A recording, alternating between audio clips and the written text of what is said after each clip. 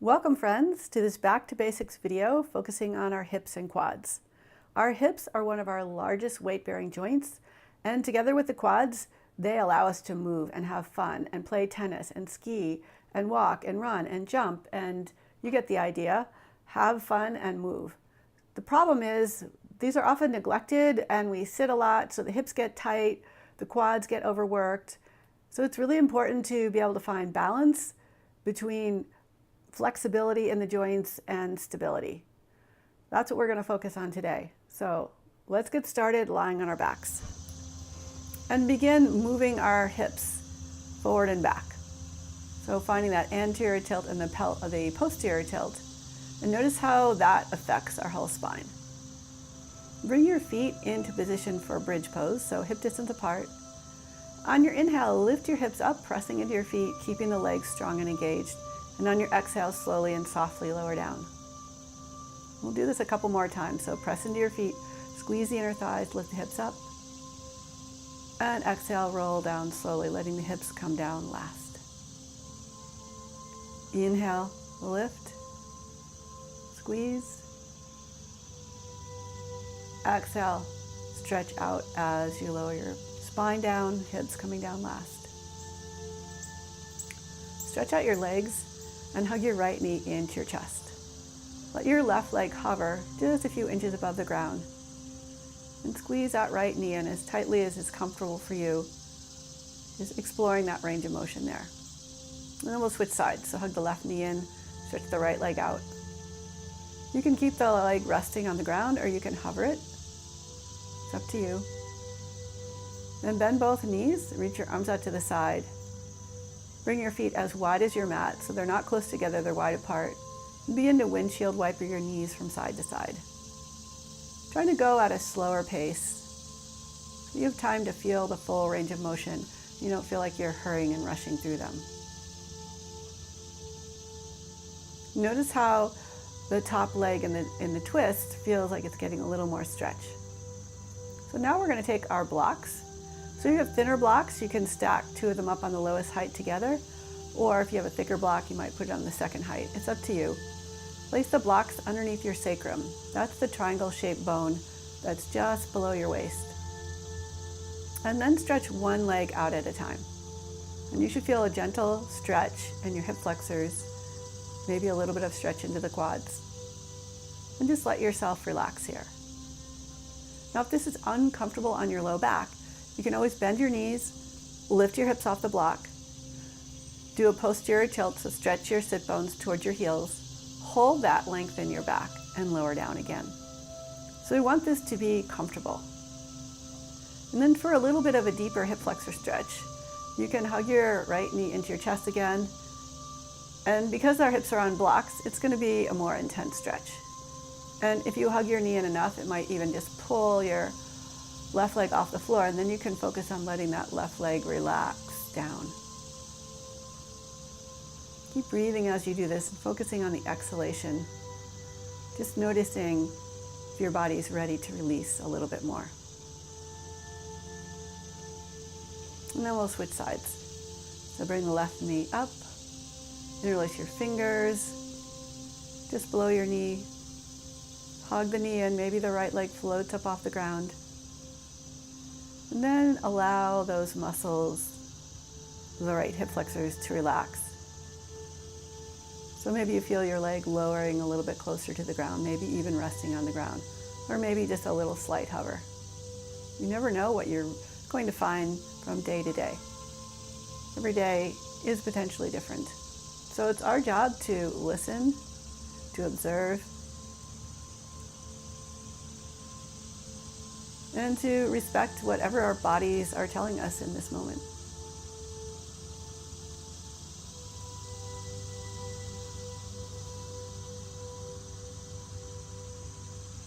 And release your knee.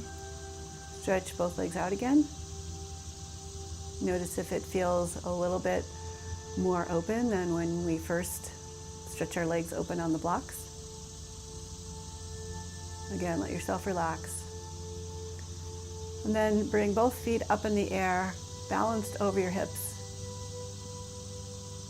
So you feel your feet get light and more weight, more energy, more stability coming into the hips. Inversions, this is a gentle supported inversion, and inversions are really important because they just give our body a different viewpoint, a different way that gravity is working on our bodies. It's nice to let the feet relax and to feel that stability in the hips. So you can start to circle your feet, circle the ankles, point and flex your toes, whatever movement you want to bring into your feet here.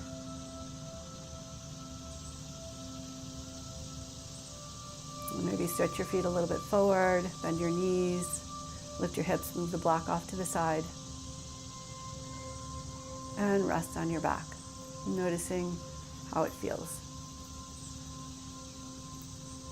Cross your right ankle above your left knee, and thread your right hand in between your legs, coming into eye of the needle on the right side.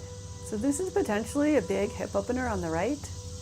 It's important to keep your right foot flexed to protect your knee joint. You never want to feel any pain in your joints. So pain in the joints is a signal to back off. Either come out of the pose completely or modify. However, if you want to go deeper, you can always interlace your fingers above your shins, and you can even kick your shins up into your hands for resistance. Whenever we go into resistance, it's important to remember to relax out of it. So there's a balance between pushing towards our edge and backing away from it to allow our nervous system to understand what we're doing and to allow us to go as far as safe for us to go right now. So we'll switch sides. Bring the left ankle across the top, just above your right knee. Thread your left hand in between your legs and interlace your fingers on the back of your right thigh. And you can gently use your hands to pull your right thigh a little closer to your chest, to your ribs, and then release. So no poses are really static. Even if they're still, there's some movement. We're always breathing, and just that alone creates movement. But it's good to just kind of feel our way into our edges and backing away from those edges. So instead of creating too much tension, we're kind of creating tension and then letting it go. Stretch your feet up over your hips again. Hug your knees into your chest. Gently rock around on your hips. Both directions. Circle the knees in both directions.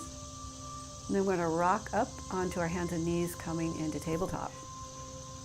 We're going to stretch out the wrists. So whenever we do weight bearing on our hands, it's a good idea to do a little bit of wrist stretching. Rotate your fingers toward your knees.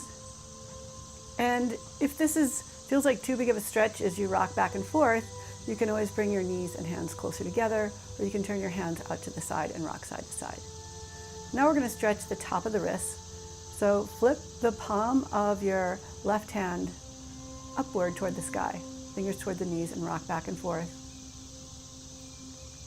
And we'll switch to stretching out the top of the right wrist. Come back into your tabletop and begin to do little pelvic tilts. So these are not full cat-cows at first. And then just feel the difference as you add your whole spine into the movement. And see if you can find big rounding and big arching movements. Staying active and finding your range of motion. Come back into a tabletop position. Lift your left knee just a little bit off the ground and begin to do gentle circles. Trying to keep your hips level. So we're not doing big circles where we're moving the hips too much. We're trying to feel the pelvis in a neutral position and just kind of swinging the hips around in little circles. And then start to swing your knee out to the side, lifting and lowering. Trying not to counterbalance by shifting over to the right too much, but just little gentle lifts. Then rock your knee in and stretch your leg out. As you pull your knee in, point your toes. As you stretch your leg out, flex your foot.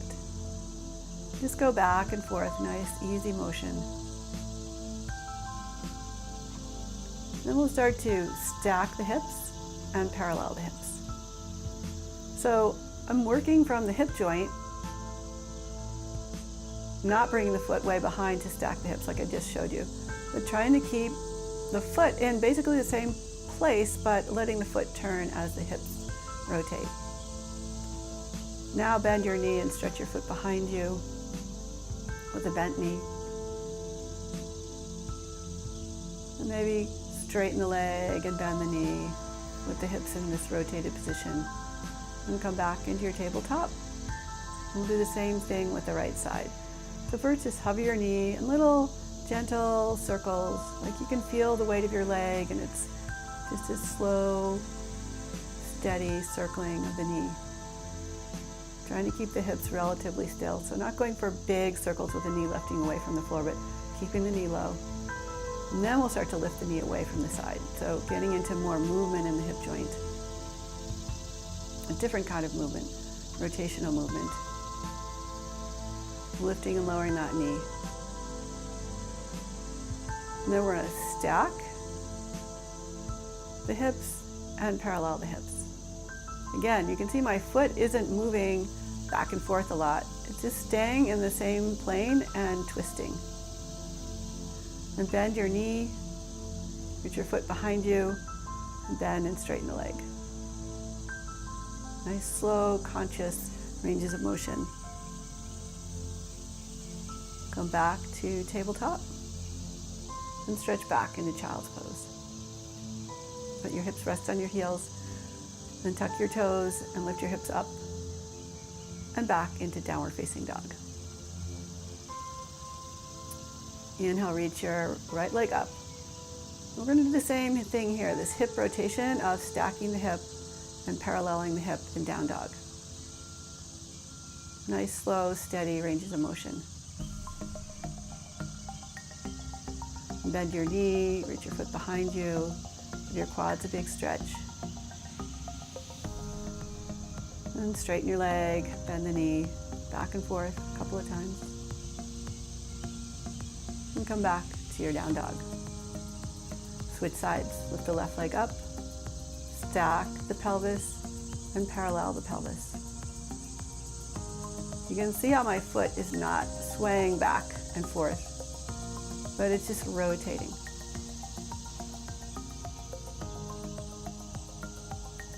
Now we're going to bend our knees, reach your foot way back. So this is the bringing the hips more open. And try and keep your right knee facing forward as you do that. And come back to your down dog, come up onto your tiptoes, walk your feet forward to your hands, plant the feet, inhale, lift up to a flat back, exhale, bow. Inhale, lift and lengthen, exhale, bow. Widen your feet apart, come into a squat. Can't overemphasize the importance of squatting, which helps with ankle flexion, hip flexion, strengthen your hip joints. Now we'll lower down. We'll do another hip opener that's very similar to eye of the needle that we did on our back. This time we're doing it seated. So cross your right ankle above your left knee and sit up as tall as you can. The closer you bring your chest to your calf, the deeper the stretch is going to be. So on some of you, you're going to have to be further away from your leg than what I'm doing, and that's okay. Then see if you can hold onto your foot, or maybe cradle your lower leg between your elbows, and just gently move from side to side. Again, getting some motion in the hip joint. Release your leg. Maybe a gentle forward fold. So keep the knees bent as much as you need to. And you won't necessarily be able to stretch forward as far as I'm doing. So think more of keeping your back longer and staying a little bit further away from the ground, then rounding your back a lot just so you can get your head closer to your legs. So experiment here. You want to find a forward fold that feels like a stretch, but it feels pretty good. Now we'll switch sides. So cross the left ankle above the right knee. See how close you can get in here, and keep that left foot flexed to protect your knee joint. Little gentle rocking motion side to side. Enjoying this moment, enjoying wherever you are. And then you can hold your foot or hug your shin. Gentle side to side movements. Remembering to respect whatever range of motion is available to you right now.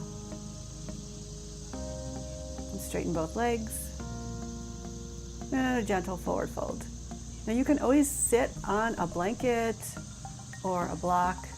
This is too much for you. You can always roll up a towel or a blanket underneath your knees for a little more support underneath the knees if you need. And if you're super flexible, remember to keep some engagement so you're not just flopping in the joints. We're not holding this that long. So we're going to come back into our squat. Notice if it feels any different after what we just did. Hold it here for a couple of breaths, then place your hands down and step back to downward facing dog.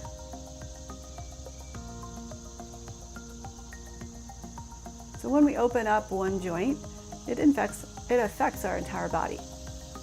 Inhale, reach your right leg up, open up the hips, bend the knee, and then slow motion, step your foot all the way forward for Pigeon Prep. So that means bringing your right foot forward, lowering your right knee down, looking back at your left foot, trying to align your foot up with your hip. You can flex or point your toes, but keep that back leg active. And just start to glide your hips from side to side. So you put weight on the right hip and then a little more weight towards the left hip, and notice how that feels with your hips. You can always bring your foot a little more forward, but you have to have pretty open hips to do that. I rarely keep my foot that far forward. It just doesn't feel that great to me.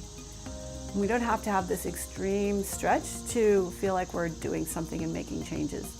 Matter of fact, it's better not to stay at our edge, but to come off the edge. Again, keep some energy in that right foot by flexing the foot or pointing your foot and pressing it into the ground. You can always place your forearms on a block, or you can rest them on the floor. Listen to your breath.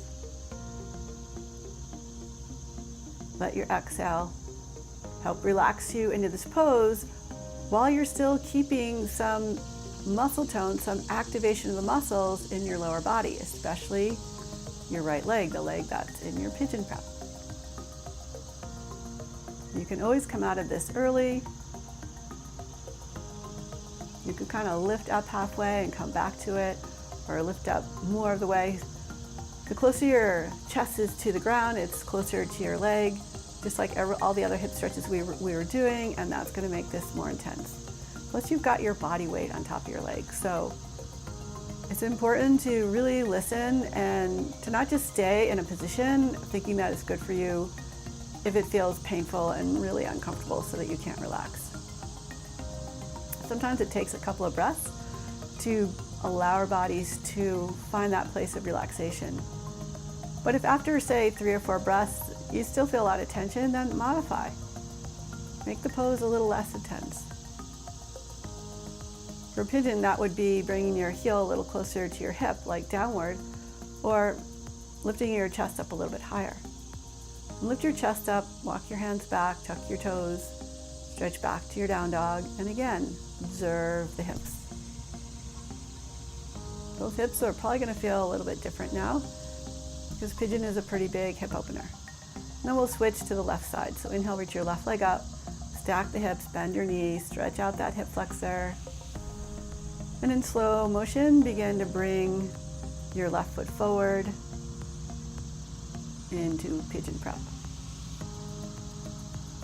Stretch out the right leg, the back leg, flex your toes or point the toes. And begin to glide slowly, gently, side to side, noticing how your hips feel when your weight is shifted more towards the straight leg behind you or more towards the front leg with the bent knee. and start to slowly lower down. Again, remembering you can prop yourself up with blocks. You don't have to go all the way down. This is a more intense variation. And again, like I was saying, pigeon is a big hip opener. So we don't want to stress out our knee while we're trying to open the hips. So your breath will tell you a lot here. If your breath is calm and relaxed, while you're still keeping an active front leg, so that would be the left leg in this case, keep it nice and active, and still allow your body to relax. The upper body can relax, the neck and throat can relax. So can we activate different parts of our body and balance that with relaxation in other parts of our body? This is the goal of yoga, to find balance.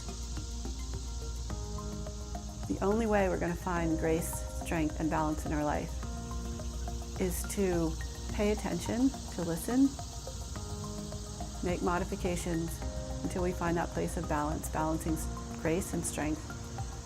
I think of grace as the ability to move with ease, or to even stand with ease in a way that feels inspiring and uplifting and grounding and balanced.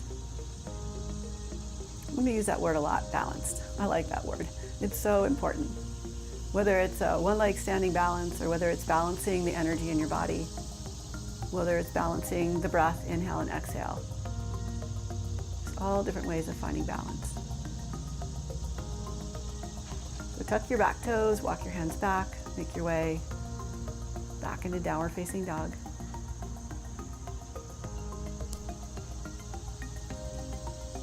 Stretch the hips back, trying to take weight off your hands. Bend your knees as much as you need to. Even though my legs are straight here, I have pretty open hamstrings. So it's good to bend your knees. And then little pelvic tilts again. Come up onto your tiptoes, walk forward. Widen your feet, come into a squat.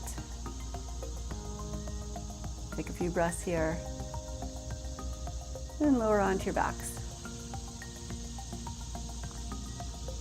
Hug your knees into your chest. Gently rock around on your hips. Both directions.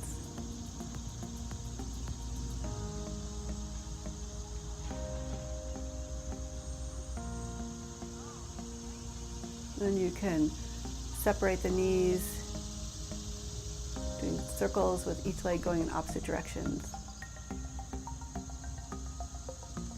And come into happy baby. You don't have to hold your feet. You could hold the back of your thighs or your calves or your ankles. So whatever is accessible to you, where you can keep your back relatively flat on the ground. Gently rock side to side. And stretch your arms out to the side, feet nice and wide. And slowly twist your knees from side to side.